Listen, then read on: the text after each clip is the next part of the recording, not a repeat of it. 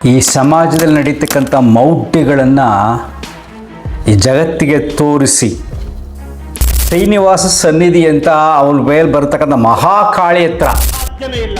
ಗೌರಸಾವನ ಇಲ್ಲಿಗೆ ಸಾಧ್ಯನೇ ಇಲ್ಲ.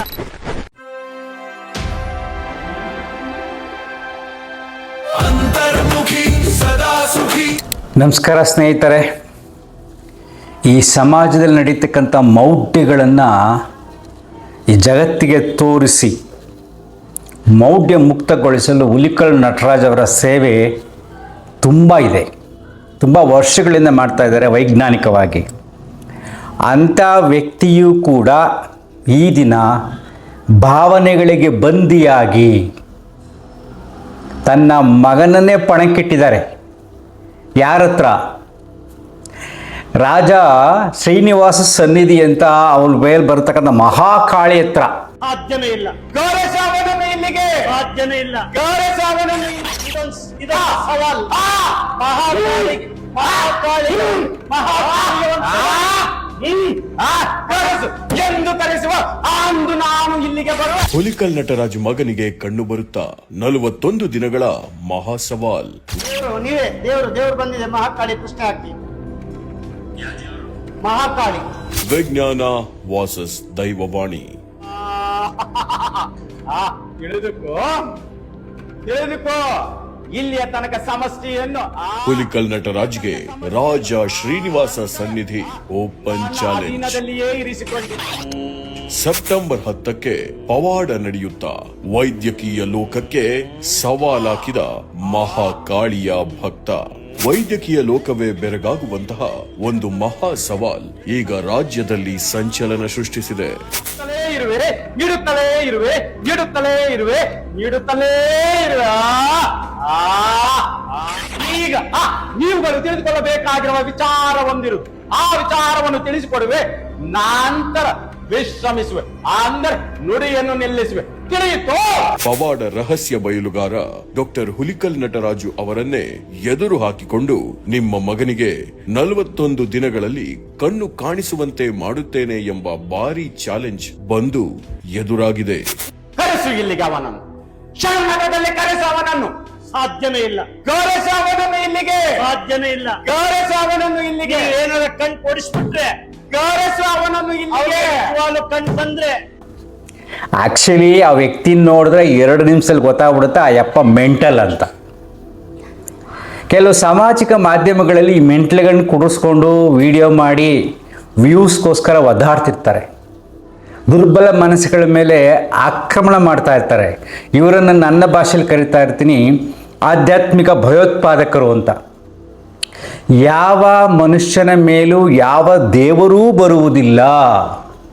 ಈ ವಿಡಿಯೋ ಕೊನೆಯಲ್ಲಿ ಕೆಲವು ಕ್ಲಿಪ್ಪಿಂಗ್ಸ್ ಹಾಕ್ತೀನಿ ನೋಡಿ. ಸುಮ್ಮನೆ ಒಂದು 3-4 ವೆರೈಟೀಸು. ಕಾಳಿ ಹೆಂಗೆ ಬರುತ್ತೆ, ಯಾರ ಮೇಲೆ ಹೆಂಗೆ ದೇವ್ರು ಬರುತ್ತೆ ಅಂದರೆ ಅವು ರಾಶಿ ಇದೆ. ಸದ್ಯಕ್ಕೆ 3-4 ಇಷ್ಟ ಇದ್ರೆ ಲಾಸ್ಟಲ್ಲಿ ನೋಡಿ, ಎಲ್ಲ ಸ್ಕಿಪ್ ಮಾಡಿ.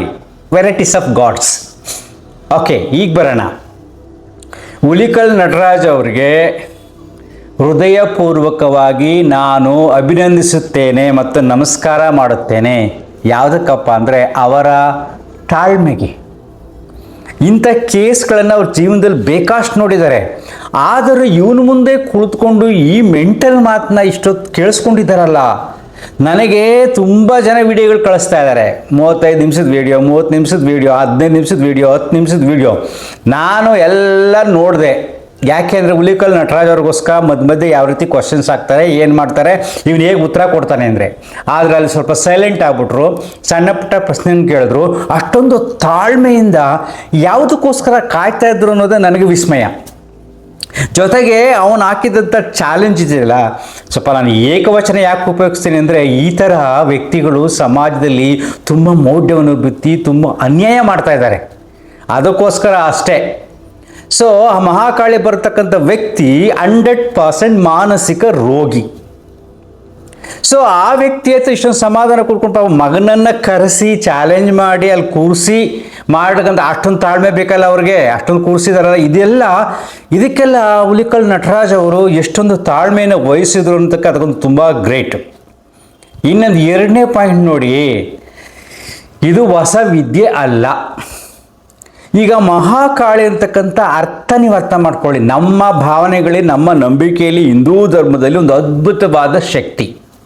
ಆ ಶಕ್ತಿಗೆ ಆ ಹುಡುಗನಿಗೆ ಕಣ್ಣು ಬರ್ಸೋಕ್ಕೆ 41 ದಿನ ಬೇಕಾಗಿಲ್ಲ. ದೇವರ ಶಕ್ತಿ ಅಂದ್ರೇನು, ಮಹಾಕಾಳಿ ಅಂದ್ರೇನು, ಅದ್ಭುತವಾದ ಅಗೋಚರವಾದ ನಮ್ಮ ಕಲ್ಪನೆಗೂ ನಿಲುಕದ ಆಧ್ಯಾತ್ಮಿಕ ಶಕ್ತಿ, ಆ ದೈವ ಶಕ್ತಿ ಟಕ್ಕಂತ 10 ನಿಮಿಷದಲ್ಲಿ ಧ್ಯಾನ ಮಾಡಿಸಿ ಕಣ್ಣು ಬರ್ಸಿದ್ರೆ ಅದು ಪವಾಡ, ಅದು ದೈವಶಕ್ತಿ. ಈ 41 ದಿನ ಸುಮ್ಮನೆ ಜನರ ಮನಸ್ಸಿನ ಮೇಲೆ ಆಟ ಆಡೋದು ಭಾವನೆಗಳು. ಮಧ್ಯೆ ಒಂದಷ್ಟು ವಿಡಿಯೋಗಳು ಹಾಕಿದ್ರೆ ವ್ಯೂಸ್ ಬರ್ಬೋದು. ಇದೊಂದು ರೀತಿಯಾದ ಆ ಟೈಮೇ ತಗೋಬಾರ್ದಾಗಿತ್ತು, ಅಲ್ಲೇ ಚಾಲೆಂಜ್ ಮಾಡಬೇಕಾಯ್ತು. 41 ದಿನ ಬೇಕಾಗಿಲ್ಲ.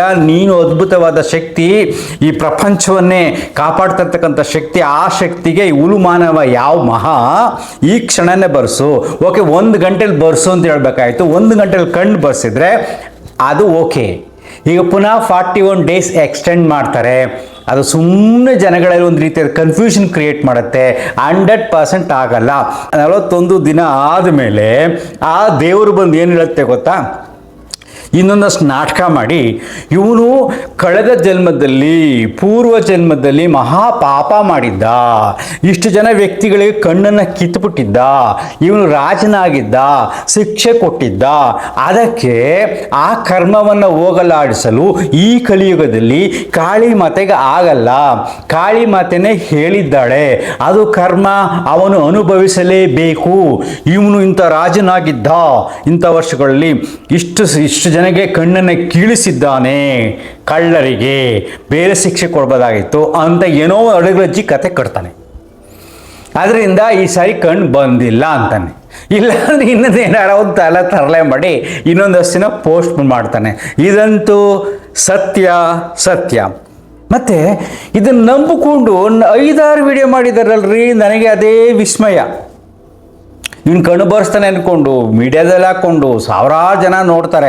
ನನಗೆ ಅಂತೂ ಗುಡೀಜಿ ವಿಡಿಯೋ ನೋಡಿ ಮಾಡಿ ಎಕ್ಸ್ಪ್ಲನೇಷನ್ ಕೊಡಿ ಅಂತ. ನಾನೇನು ಕೊಡಲಿ? ನಾನು ಆ ವ್ಯಕ್ತಿಯನ್ನು ನೋಡಿದ್ದರೆ ಕೇವಲ 2 ನಿಮಿಷದಲ್ಲಿ ರಿಜೆಕ್ಟ್ ಮಾಡ್ತಿದ್ದೆ. ಕೆಲವೊಂದು ವಾದ ವಿವಾದಗಳನ್ನು ಮಾಡಬೇಕಾದ್ರೆ ವ್ಯಕ್ತಿಗಳ ಜೊತೆಯಲ್ಲಿ ನಮಗೆ ಅವ್ರಿಗೆ ಯಾವ ಲೆವೆಲಲ್ಲಿದ್ದರೆ ನೋಡ್ಕೊಂಡು ಮಾತಾಡಬೇಕು.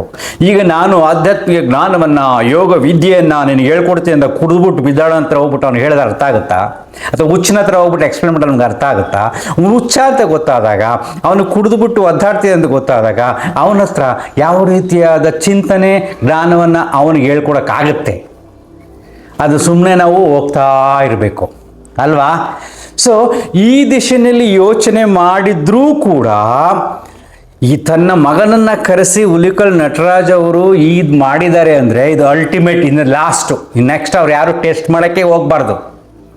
ಯಾಕೆಂದರೆ ಆ ಮೀಡಿಯಾದಲ್ಲಿ, ಆ ಮಾಧ್ಯಮದಲ್ಲಿ ಈ ಥರ ಹುಚ್ಚಾಂಬಟ್ಟೆ ಬರ್ತಾ ಇರ್ತದೆ. ಒಬ್ಬದು ಫೋನಲ್ಲಿ ಮಾತಾಡ್ಕೊಂಡೆ ಅಂದ್ಕೊಂಡು ನರಸಿಂಹನ ಥರ ಆ್ಯಕ್ಟ್ ಮಾಡಿಕೊಂಡು ಅವನ ಜ್ಯೋತಿಷ ಹೇಳ್ತಿದ್ದ, ಅವನ ಮೇಲೆ ದೇವ್ರು ಬರೋದು, ಫೋನಲ್ಲಿ ಮಾತಾಡೋದು ದೇವ್ರು ಬರುತ್ತೆ. ಈ ಥರದ್ರಲ್ಲಿ ನಾವು ಇಂಟರ್ವ್ಯೂ ಮಾಡೋಕ್ಕೆ ಹೋಗಬಾರ್ದು. ಒಂದು ಇಂಟರ್ವ್ಯೂ ಮಾಡಬೇಕು ಅಂದರೆ ಆ ವ್ಯಕ್ತಿಯ ವ್ಯಕ್ತಿತ್ವವನ್ನು ಅರ್ಥ ಮಾಡ್ಕೋಬೇಕು, ಸಮಾಜಕ್ಕೆ ಒಂದು ತಿಳುವಳಿಕೆಯನ್ನು ಕೊಡಬೇಕು, ಮೌಢ್ಯತೆಯನ್ನು ಬಿತ್ತೋದು ಜೀವನೋಪಾಯಕ್ಕೆ ಮಾಡತಕ್ಕಂಥ ವಿಚಾರಗಳು. ಇದನ್ನೆಲ್ಲ ಮಾಡೋಕ್ಕೆ ಹೋಗ್ಬೋದು, ತುಂಬ ಮೋಸ. ಯಾಕೆಂದರೆ ಈಗ ತುಂಬ ಜನರ ಮನಸ್ಸು ಮೌಢ್ಯದಲ್ಲಿ ತುಂಬಿಕೊಂಡಿದೆ.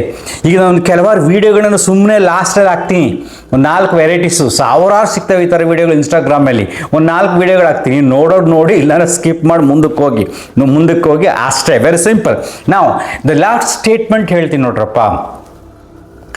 ಯಾವುದೇ ದೈವಶಕ್ತಿ ಯಾವುದೇ ಮನುಷ್ಯನ ಮೇಲೆ 100% ಬರೋದಿಲ್ಲ.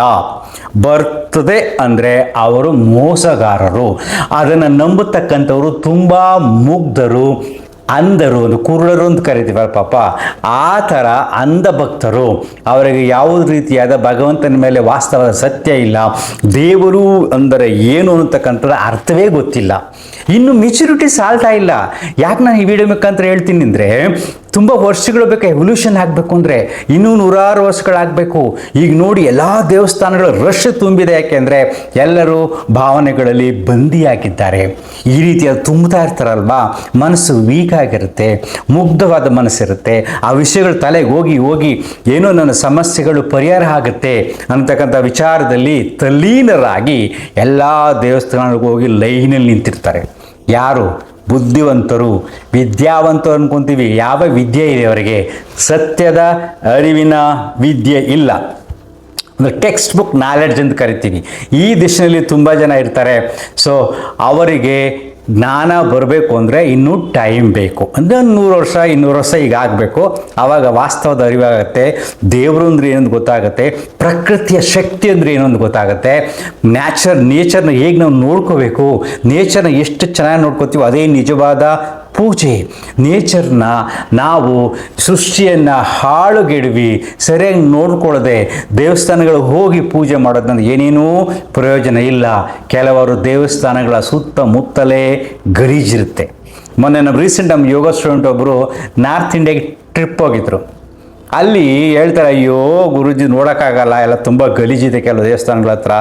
ನನ್ನ ಮಕ್ಳಿಗೆ ಕೇಳಿದೆ ಯಾವುದು ಯಾವ ಸ್ಥಳ ಇಷ್ಟ ಆಯಿತು ಅಂತ. ಆವಾಗ ನನ್ನ ಮಕ್ಕಳು ಅದು ತಾಜ್ ಮಹಲ್ ಇಷ್ಟ ಆಯಿತು ಅಂದ್ರಂತೆ.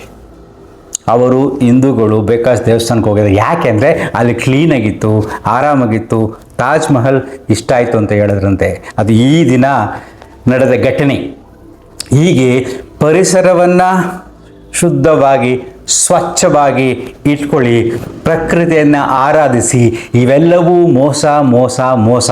ಮಾಟ ಮಂತ್ರ, ದೇವರು ಬರೋದು ಎಲ್ಲವೂ 100% ಮೋಸ. ನಮ್ಮ ವ್ಯವಸ್ಥೆ ತುಂಬ ದುರ್ಬಲವಾಗಿದೆ. ಇವನ್ನ ಇಮ್ಮಿಡಿಯೇಟಾಗಿ ಅರೆಸ್ಟ್ ಮಾಡಬೇಕು. ಇಲ್ಲ, ಯಾರೂ ಮಾಡಲ್ಲ. ನಂಬಿಕೆ, ಅವರವರ ನಂಬಿಕೆಗೆ ಬಿಟ್ಬಿಡಿ ಅಂತ ಕೋರ್ಟ್ ಹೇಳ್ಬಿಡುತ್ತೆ. ಅರ್ಥ ಆಗ್ತಿದೆಯಾ? ಡೋಂಟ್ ವರಿ, ಟೈಮ್ ಇದ್ದರೆ ಈ ಒಂದು ಶಾರ್ಟ್ ಕೆಲವು ವಿಡಿಯೋಗಳನ್ನ ನೋಡಿ. Thank you. ಅಂತರ್ಮುಖಿ, ಸದಾ ಸುಖಿ. ನಮಸ್ಕಾರ.